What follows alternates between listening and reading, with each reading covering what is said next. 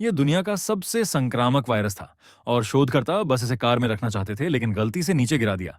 जैसे ही वायरस की liquid spray होकर जमीन पर फैली, सबने घबराकर मास्क पहन लिए। फिर जब देखा कि आसपास कोई नहीं है, तो बिना सोचे समझे खाली बैरल कार में डाल दिया और आगे बढ़ गए, बिना यह जाने कि उनकी यह गलती कितना बड़ा बवाल मचाने वाली है।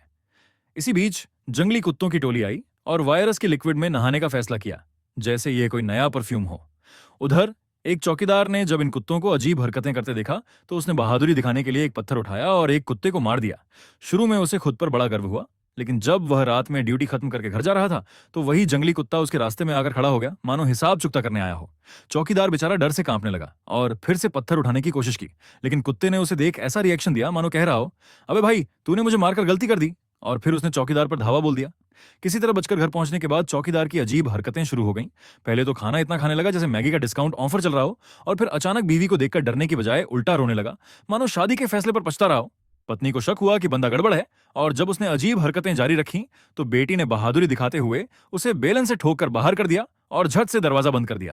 सबको लगा कि अब सब ठीक हो जाएगा, लेकिन जब मदद के लिए फोन उठाया, तो देखा कि माँ भी वही ज़ॉम्बी एडिशन बन चुकी थी। फिर क्या, माँ बेटी की जुगलबंदी में बेटी का गेम ओवर हो गया।